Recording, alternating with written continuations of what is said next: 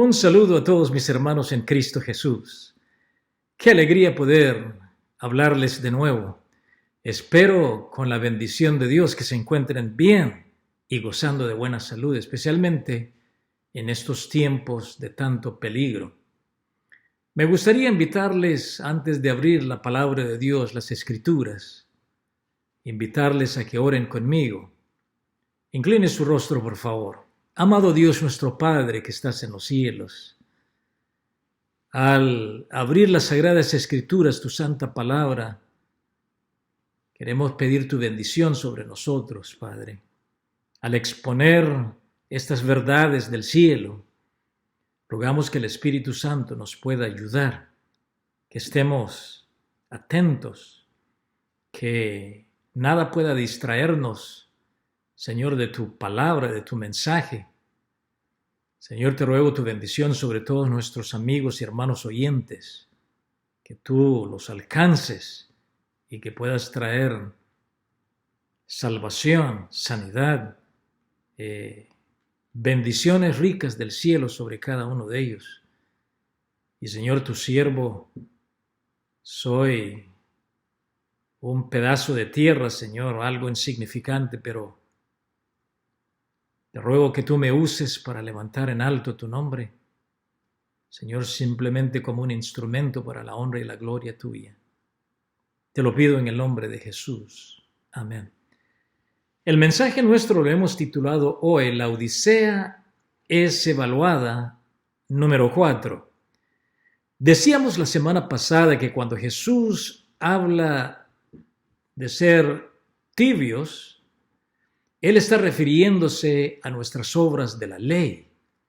Se refiere al legalismo, un intento de obedecer la ley de Dios en nuestra propia fuerza para poder ser salvos. Jesús está refiriéndose a que intentamos hacer cosas buenas por razones equivocadas. Y Él nos advierte como el testigo fiel y verdadero al mismo tiempo, pero por cuanto eres tibio, ni frío ni caliente, te vomitaré de mi boca. El versículo 16. Pregunta, ¿por qué las obras tibias son malas obras? ¿Son las mismas obras de la carne o del pecado? Exteriormente, no. ¿Por qué Dios entonces está en contra de las obras tibias? Decíamos que hay 4 razones por qué. La semana pasada hablamos de la hipocresía, una de ellas. Hoy vamos a hablar de 3 razones más por qué Jesús no tolera la tibieza, la condición crónica de la Odisea. La segunda razón por la tibieza o la justicia propia, que es nauseabundo al testigo fiel, es porque está basada en la incredulidad. Ahora escuchen, mis hermanos. Jesús nos dice, sin mí nada puedes hacer, San Juan capítulo 15 y el verso 5. Pero tú dices, no, Señor, estás equivocado. Yo sí puedo hacer algo bueno. Entonces, ¿estás exhibiendo creencia en Él o incredulidad? Obviamente, si tú lo puedes hacer solo o por su propia cuenta, es incredulidad.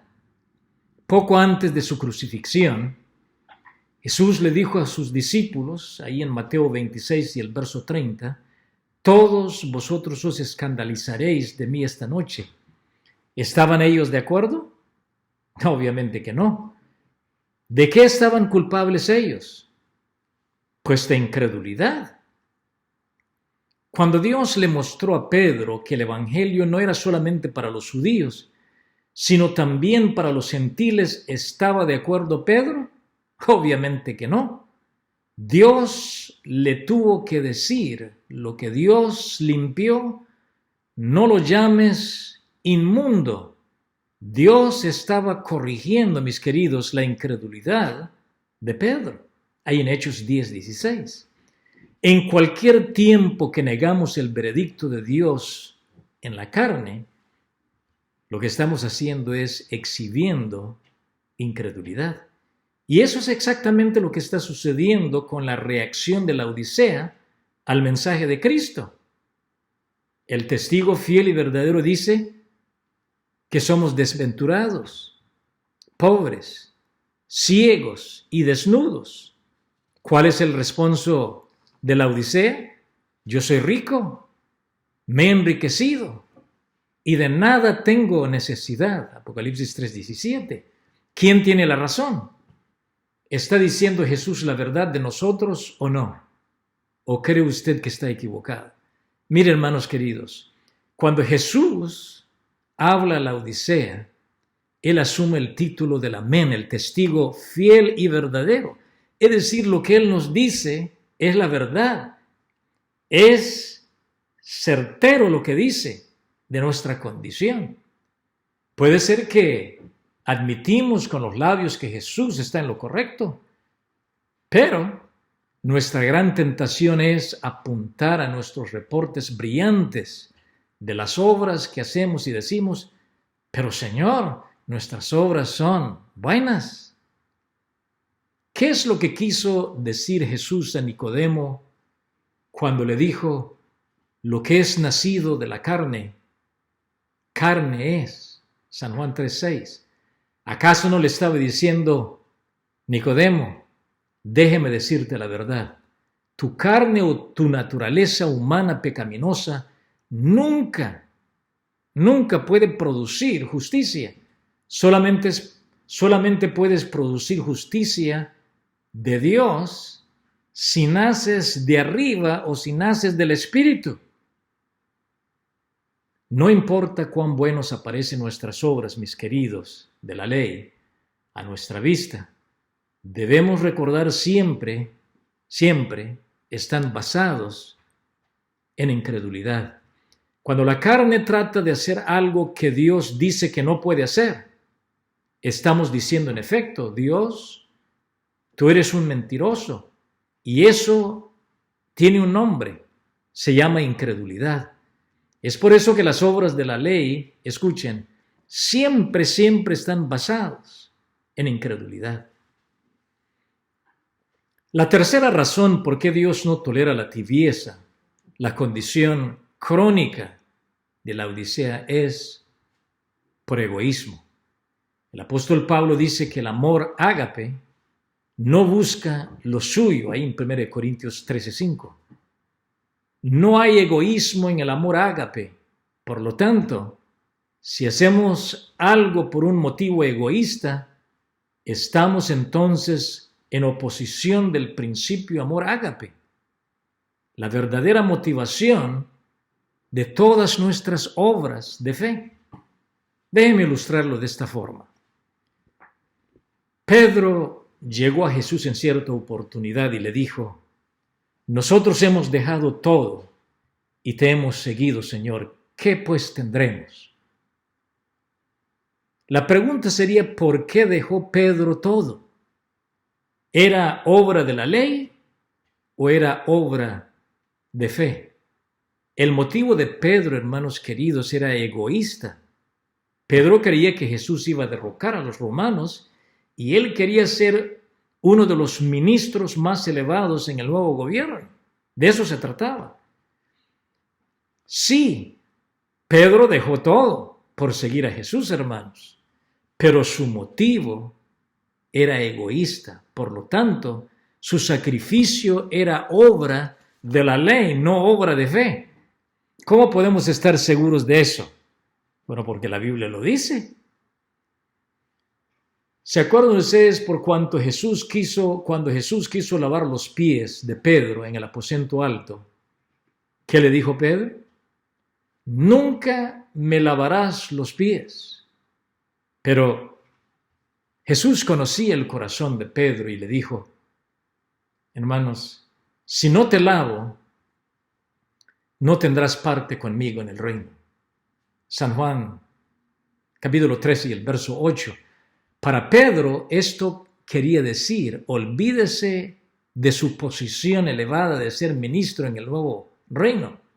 Oh, dijo Pedro, en efecto, si ese es el caso, no me laves los pies solamente, lávame la cabeza, lávame también mis manos, porque yo quiero ser el primer ministro. Las obras de la ley pueden aparecer muy buenos, hermanos queridos, exteriormente, pero están vacíos y faltos de amor ágape.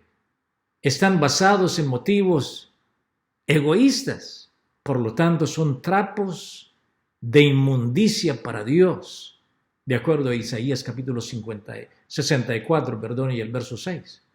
El amor hacia Dios, escuchen, es el mismo fundamento de la religión. Repito, el amor hacia Dios es el mismo fundamento de la religión. Quiero que escuchen aquí en una declaración de manuscritos 135 en 1899.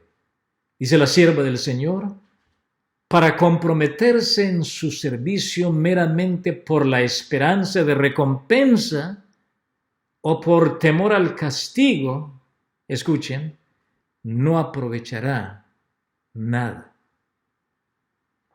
Por lo tanto, hermanos, cuando somos motivados por llegar a Jesús por razones egoístas o por ser compensados o recibir tal vez el cielo como resultado, eso no aprovechará absolutamente para nada.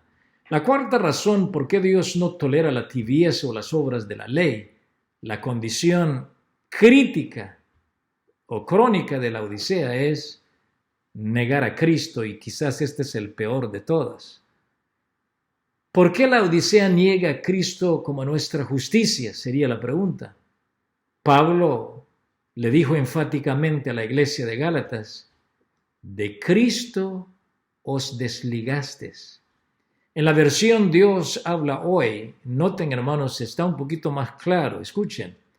Pues si ustedes, refiriéndose a los hermanos de Gálatas, pues si ustedes pretenden hacerse justos ante Dios por cumplir la ley, han quedado separados de Cristo. Han caído de la gracia de Dios. Gálatas 5:4. ¿Cuál era el problema en la iglesia de Gálatas? ¿Era el mismo problema que tenían los judíos? Obviamente que no. Los judíos querían salvarse o querían la salvación enteramente por sus propias obras o por lo que hacían. Los cristianos de Gálatas cayeron por otra de las trampas o las tentaciones de Satanás. Y esa trampa se llama legalismo, pero era una forma muy sutil de legalismo. Escuchen, la iglesia de Gálatas cayó por la idea que no es suficiente aceptar a Cristo como nuestra justicia. Debemos contribuir a su justicia guardando la ley. En el caso de ellos, de ser circuncidados. En otras palabras, la idea de la iglesia de Gálatas era: estoy salvo por fe, más las obras. Yo quiero que escuchen esta cita en Fe y Obras de la sierva del Señor en la página 20. ¿Debe la fe más las obras comprar el don de la salvación para cualquiera? Entonces el Creador está bajo la obligación a la criatura. Aquí hay una oportunidad para falsedad de ser aceptado como verdad. Aquí es donde la iglesia, hermanos, católica está mal. Ellos enseñan que uno es salvado por fe más penitencia. Cuando uno sale de la caja confesional, no sale libre de sus pecados. Uno tiene que hacer penitencia después de la confesión. Y muchos creen que más penitencia y más largo o extendido son más aceptados por Dios. La sierva del Señor en el mismo libro Fe y Obras dice que si añadimos obras a nuestra fe, nosotros no somos diferentes que los católicos que añaden la penitencia a la confesión. Tanto la justicia imputada, o sea, la justificación, como la justicia impartida, o sea, la santificación, escuchen, debe ser todo de Cristo. debe ser todo de Cristo, reitero. El mundo no necesita vernos a nosotros, sino a Cristo viviendo en nosotros y a través de nosotros. Cristo en nosotros, la esperanza de gloria. Solamente cuando Cristo vive en nosotros, hermanos queridos, por el Espíritu Santo, escuchen, haremos las obras de Cristo motivados por el amor, ágape. Entonces, el mundo será iluminado con la gloria de Dios, de acuerdo a Apocalipsis 18. Eso es lo que está esperando Dios.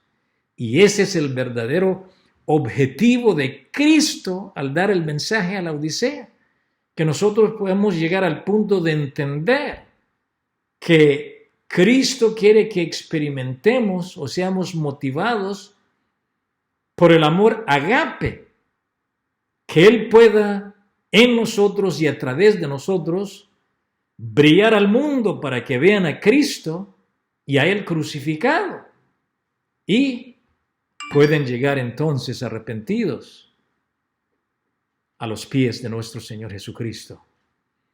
Apelo, hermanos, en esta tarde a su corazón. Cristo, en verdad, cuando Él nos habla de nuestra condición crónica, de la tibieza, Él nos conoce como conocía a los discípulos y como conocía a Pedro y a Nicodemo. Él sabe que nuestros intentos son motivados muchas veces por la incredulidad, la hipocresía, el egoísmo, por negar a nuestro Señor Jesucristo y el sacrificio que Él ha hecho en favor de nosotros, la raza caída. Quiero, hermanos, que entendamos bien. Jesús dio su vida por nosotros. Murió en la cruz del Calvario para que nosotros no tuviéramos que sacrificarnos.